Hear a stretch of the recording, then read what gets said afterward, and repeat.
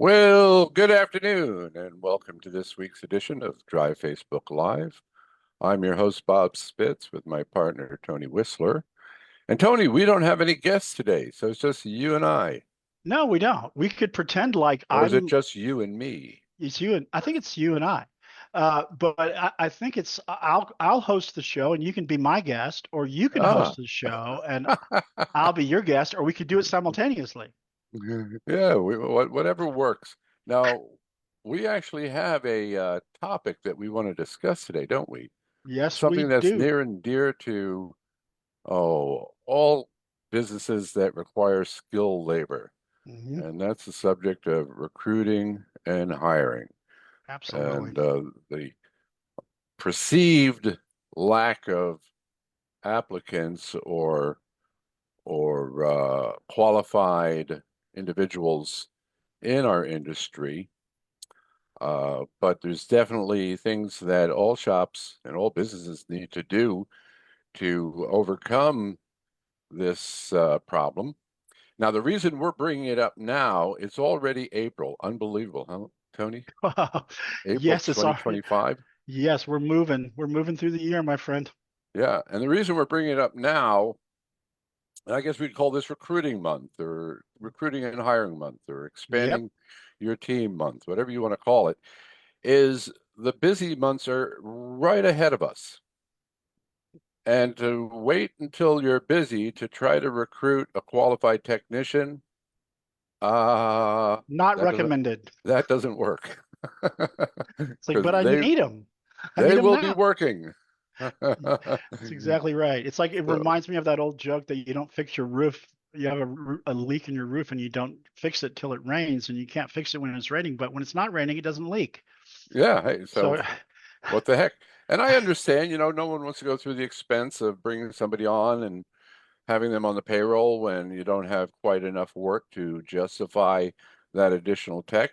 But if you're managing by KPIs and you know when your busy seasons are, by golly, we got to get on this. We got to jump on this because there is a saying, and it's totally true, Tony, and that is, when's the right time to recruit?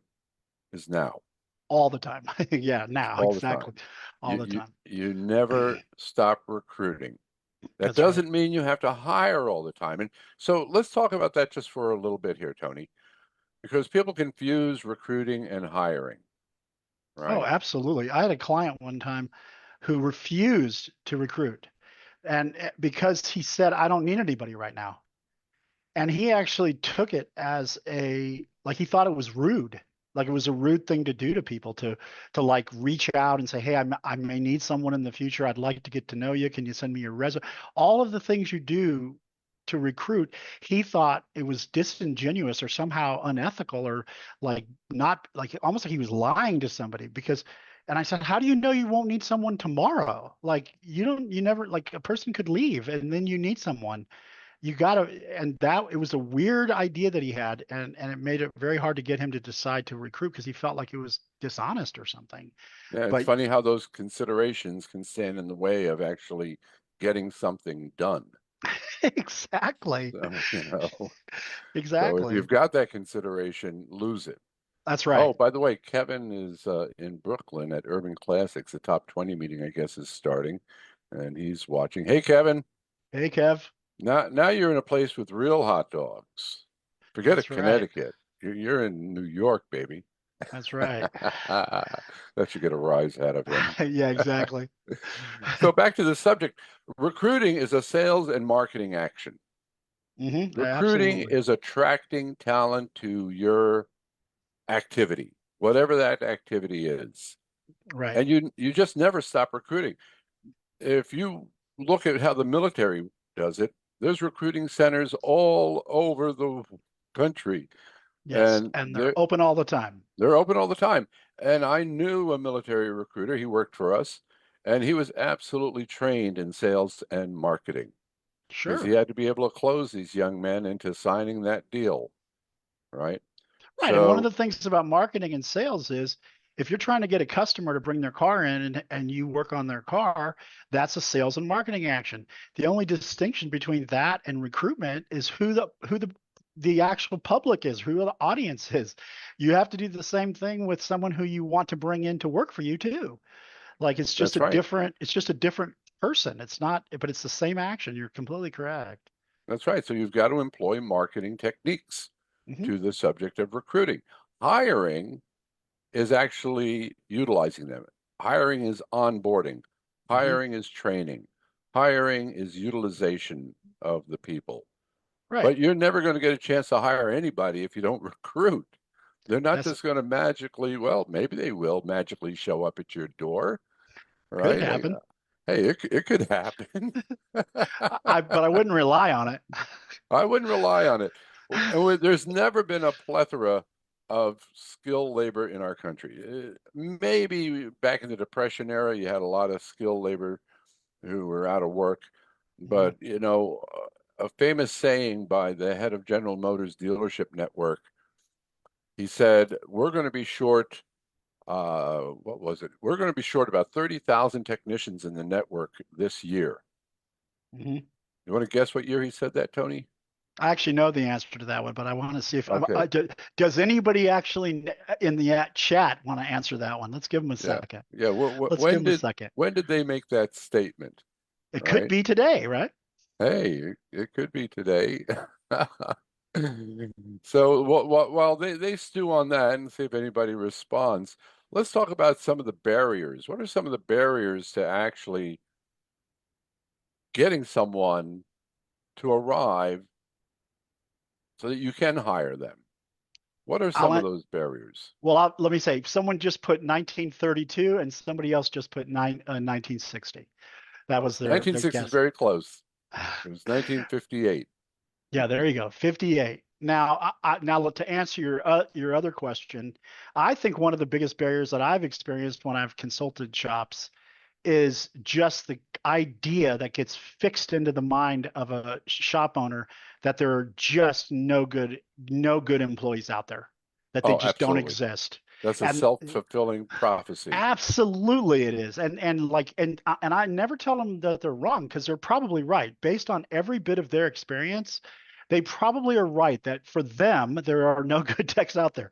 Like they are based on what they've done or what they've applied to try to find someone, they just haven't never found anybody. And if you keep doing something and you discover for yourself that there's just nobody available, man, that becomes so real. It becomes so real for someone because they go, yeah, Yeah, I've been doing this for years and I can't find anybody. I'm telling you, there's nobody out there.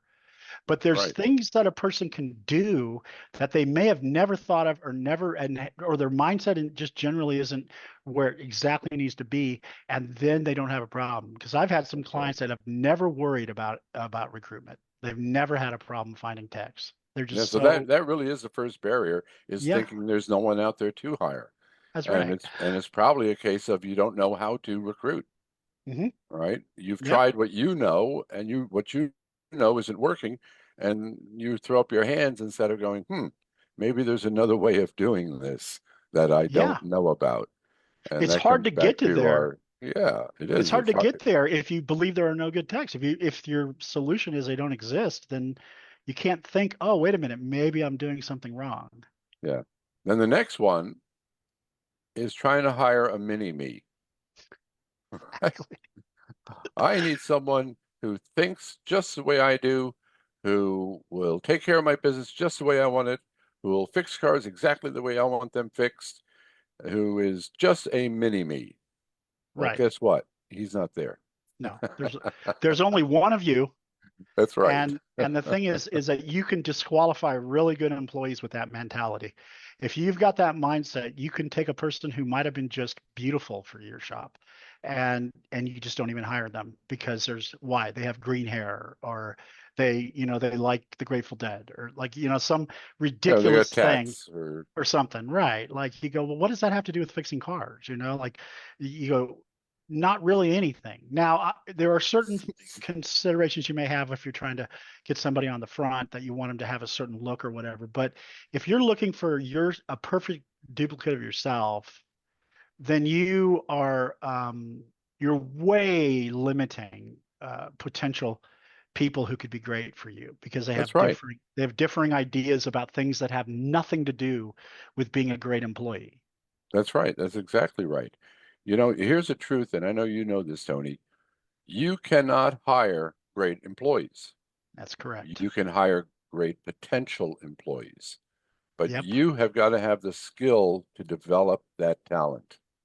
And that That, pushes us into another area, mhm. training. Yes, but that's onboarding and that's hiring. Right. And we're still on the subject of recruiting. That's right.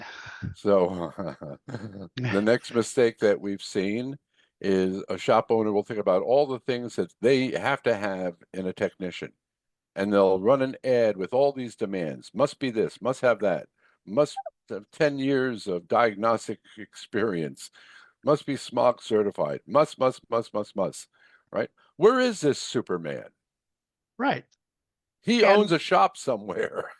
right, he's a shop owner. But That's here's right. the now, would you do that in an ad for a customer? Because remember, all the rules that apply to the customers have to apply to recruitment and employment, right? Would you run an ad like that for your customers? Would you have all these disqualifiers? And we'd love to have you come bring your car in, but we don't want you to be like this, or we don't want you to be like that. Like you would never run an ad for customers that had all these disqualifiers in it. That's That right. would it You would be just wouldn't. silly. You So gotta you gotta leave that door wide open. Now that's right. Kevin Reichert has just posted something, Reichelt, and Kevin My says, my Yeah, go ahead. newest tech came to the shop to pay the tool truck that was there. I guess the tool truck was at Kevin's shop, and a tech came over to pay the tool truck. The tech saw the way our culture was and applied within a week, which brings me to the next topic. What is the culture of your shop? Because remember, Absolutely. technicians have a network. They talk to each other. They know who's great to work for. They know what shops are organized. They know things. Yep. And if you ever get the reputation in town of being a bear to work for, well, guess what? You You're gonna have know, trouble recruiting. you're gonna have trouble recruiting. So one of the things that I've always asked shop owners to do, and we used to do this at the seminar, it was a lot of fun, and that is if you were on the job market tomorrow, you were going to go back out on the job market and look for a job as a technician. What would you look for in a shop? What do Right. you want? What would attract you to work for this guy? What wouldn't attract you, right? Then Yeah. list all the things that would attract you to work at somebody else's shop. What does And I that look love like? that. And I love that drill if it's very specific. I used to do that. We do that drill in one of our workshops. And the thing that I love about it is how specific you need to be. You want to be as specific as you possibly can and name as many things as you can. And Yes, then that and that then would that that would attract you to another shop. absolutely. And then you can check that against your existing situation in your shop. And ask yourself this question: would I work for me? Exactly. And if the answer is, oh, no way, I wouldn't work here. Exactly. Well, It's you like know, it, you got some things you got to do. But Kevin brings up a great point is what is the culture that you have developed in your shop? Is it dog eat dog? Is it a ruthless kind of flat rate shop where no one wants to help each other? mm, Or have you created a an atmosphere of cooperation and help and decency, right? right. And it's a safe place Right. to earn a living where you feel safe and you feel like you're cared for. One of the things I love about a lot of our shop owners is they genuinely care about the concerns of their team. They are like, I care about their concerns. I don't always agree with their concerns, but there's a distinction between not being in agreement and actually still caring, like caring about a person and figuring out a way to make it work for them. And when employees are being led by people who they feel that person cares about them and cares about their concerns and will look at it and look at what their concerns are, boy, oh boy, you create a very loyal person who will be Yeah. loyal to. And I've worked for guys like that who I just deeply am loyal to, have been loyal to. I say that in the present time because I have a person like that now yeah, at Drive here. But Yeah. um, Well, but because the magic of good management is caring. that's right. You That's care exactly about right. the customer base, you care about your people, you care about how the job is done, you care about the facility. It's caring. Yep, The moment you stop caring, oh, the game's over. A business dies 2 years before it closes its doors, that's right. right? It's a walk. It's like a zombie for It's like a for zombie. Oh, let's do a shout out. Jessica's watching from Dave's Auto Body. Hello, Jessica. nice. I Yeah. think we're going to be So, going to do an on-site so, inspection for her soon. oh yeah, are you going Yeah. to go? No, no, no. Jim's gone. Oh, Jim. Jim's going. Yeah, Okay. Yeah. So that's another key point is what is the work environment? Is it organized or is it chaotic? Is it hmm busy? Do you spend good money on marketing to make sure the shop stays busy? How's your equipment? How's the tools? What are all the things technicians are looking for? Most technicians don't want to have to deal with customers. They want to apply their trade, their skill. hmm Mike Lee had this whole joke of the reason technicians are technicians is cars don't yell back, right? That's right. Sometimes they bite, but they don't they Yeah, don't they don't yell back.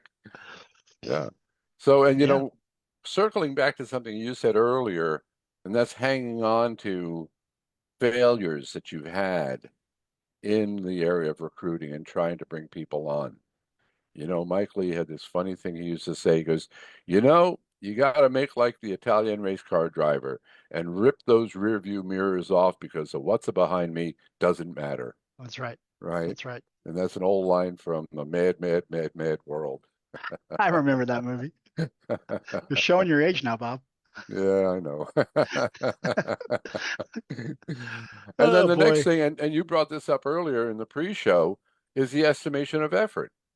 That's right.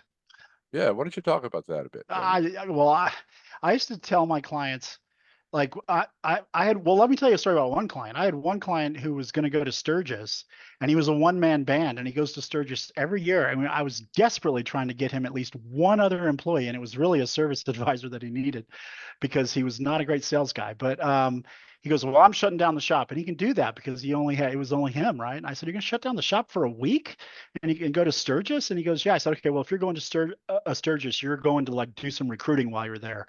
You're going to find somebody. And he actually got really excited about it, and he put a sign on his vest.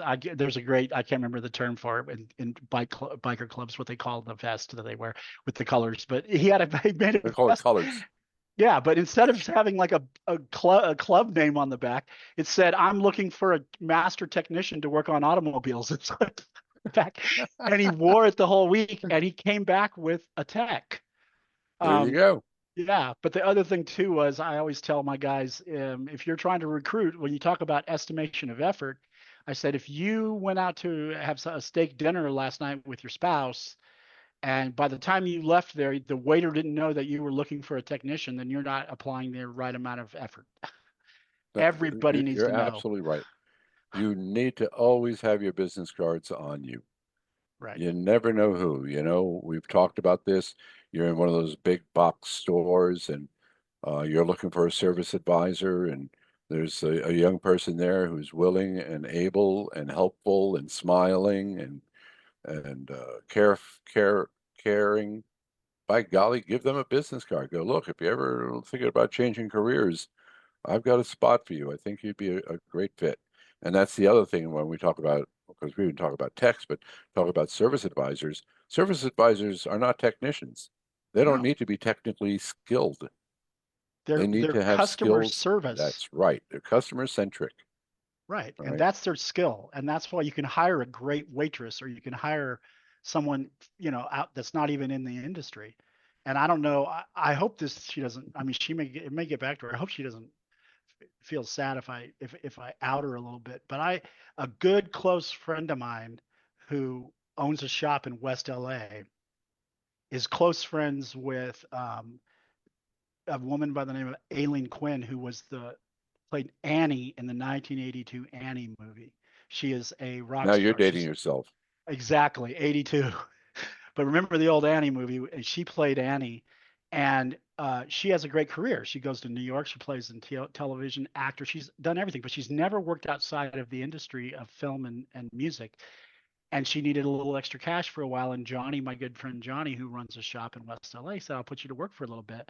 He brought her in as a service advisor, and she knocked it out of the park because she's just like she was in the movie. I actually know her pretty well too. She's absolutely insouciant. She's like, and she made a great service advisor. So if Annie from the 1982 movie Annie can be a good service advisor, all you need is someone who cares about people and not. It doesn't have to be. She's so far removed from from the industry, and she did a wonderful job. And Absolutely. You yeah, it know, was great. and that's just the truth, because you can teach the what they need to know. Hmm. And with AI, you can decipher technical terms easily and put it into layman terms so that you can speak to customers. But getting back to the concept of estimation of effort, we have found it takes about 3 months from the time you think about hiring a tech to actually finding one. Yeah, yeah. And that means you are spending time every day doing this. And we recommend 30 minutes a day, but you got to know what you're doing. And that's why we have all these classes on recruiting and hiring and building your dream team. You got to know what you're doing, but you got to spend that time. You can't run one ad and go, well, nobody called and Yeah, and throw up your exactly. hands. And I hope if the people that watch this, if all they come away with is that statement right there, because the thing that can happen is a person can be like, "Yeah, I spent a lot of time trying to find someone and I couldn't find anybody." And you go, "Well, how long did you spend?" "Well, I worked Yeah, on it about an hour a week and I did it for about 5 weeks and I couldn't find anybody." And then they get extraordinarily discouraged about it because they just they don't have a realistic estimation of effort on how long it's going to take. And it's always discouraging if you don't know how much energy you're going to need to apply and you don't apply the right amount. But if now they know, they go, okay, I'm not going to get discouraged until I get to the third month. yeah, Then I'll start to get discouraged and ask for help. But at least they won't. That you don't get too quickly discouraged on the activities of trying to find someone. that's right. You gotta keep that energy up. You got to keep that hope up. You can't get caught back by, well, I hired him and he didn't work out. Hmm. And Hmm. then you stop recruiting. And that's why Right. you got to always recruit. And one of the great tools that we provide is, of course, the Grapevine Guideline. No, yeah, But absolutely. that's got to be worked. There's about 20 different points on the Grapevine Guideline. Yep. So if you took a half an hour every day and just worked on one of those points and really gave it the effort, and if you design an ad, let your coach see it. Don't run it before we get to see it. That's right. Make sure we see it. And then the other thing that I want people to realize is you have to just know, and it's absolutely true that there's a guy out there or a girl out there that is going to be a great fit for your shop. They That's right. exist because you only have about 7 billion people to choose from. So it isn't like there isn't a big recruitment pool, but it's like, so there is somebody out there who is going to be a great fit. You just haven't met him yet. That's And right. and you just got to meet them and you got to figure out how you're going to meet them. You got to, and that even means like letting everybody, all your customers know, because one of the things I love about using customers to help find a person is that they tend to not bring you chuckleheads. They're not going to bring like, hey, I've got an uncle who's a great mechanic, and then they think at first something, no, he's not really horrible. Okay, nah, I'll pass, because they want someone who is going to be working on their car, so they don't, so Yeah. the so they don't want they don't want to recommend someone that they don't think is going to be good. So you'll get to their estimation, they're going to be fairly qualified people that they'll send your way. Yeah. Because you never know who knows who. That's right. And there's It's so many different ways of tackling this. We've had shops have great success with just banners outside on the street, yeah, right? Waving along, and people see it and they come in. Signs in the window, uh, handing out cards, talking to everybody, because you never know who knows who. that's And right. you can't discount any of those avenues. And I want to do a shout out. We got a couple more friends watching. Brittany from A&M. Hello, Brittany. Are you in New York with the guys at the top 20 meeting? If you are, by golly, have a great time. And Mark Granum is watching. Hello, and John Starkey. And And he's in New York. I know he's in Brooklyn. Yep, he's in New York at the top 20 is what he just wrote in the thing. That's right. That's right. So, in the Yeah. little, yep. So So, there's a okay. So let's say you really do your due diligence. You learn how to recruit. You employ marketing techniques, right? And you do start getting applicants. You do start getting resumes. They email them to you, they text you, maybe they come by. You got to work them. yep, You got to, and you can't discount anything. You almost have to treat them like price shoppers. You got to get them in the door so you can meet them, right. right? And, So you get these applicants in. Yeah, you can pre-screen them, absolutely, call them up, do a pre-screening interview to see if they're at all qualified. That they don't think they're coming to work for a boat shop when you don't own a boat shop, right? exactly. Or they work on air conditioning, Units, units or yeah, apartments or something. right. So no problem pre-screening them, but absolutely set up the appointment, get them in, and get them in at a time when you can talk to them. If you're still working in the shop and you're mock tooth your hair on fire, don't have them come in the middle of the day when you're like flat out. Set up a time after work or meet them at a restaurant or whatever. A time when you've had a chance to relax, get your wits about you, and be prepared for that interview. Now, And one of be the things, specific about the well, time. yeah, Like say, okay, come tomorrow at 2 or come Friday, Tuesday at 1 or whatever the specific time is. I had a client one time that said, these people never show up. They're complete flakes. And I said, everybody's a flake. Everybody blew off there. You've got 10 in a row blow off a don't meeting you with love you. generalities like that? And It's I all said, of them. It's every one of what them. do you, yeah. But he also did it the other way too. He goes, what, I said, what are you telling them? And he goes, I just tell them to drop by sometime this week. So they're not really nailing down. And so the Right. There's no person doesn't, commitment there. there's no commitment. Like they're not committed. And so if you want to see if they'll follow through on their commitments, give them a specific time and see if they arrive. Right. And call me, because this is another test to see if they are committed. Call me before you come over Yes. to see if they will come. Right. Yep. And then once you get them in, you got to know how to interview. And once again, we cover that extensively in Building Your Dream Team. And we have a fabulous list of potential interview questions that you can ask. It's And beautiful. yeah, because, most shop owners, they're not professional recruiters. They're, Right. they're not professional HR people. And recruiting can feel awkward or uncomfortable. But if you drill these interview questions, you practice them, it'll be less burdensome to you to actually do that. Oh, another friend is watching. Hello, Debbie Jenner John. I was going to say, I was Ah, wondering if we had mentioned her. She's on board. yeah, So good good to to see your see you. face. Yep. Yeah. Hey, Tony, my God, we're pushing up against the hour. I think it's time for a station break. I think it is time for a station break.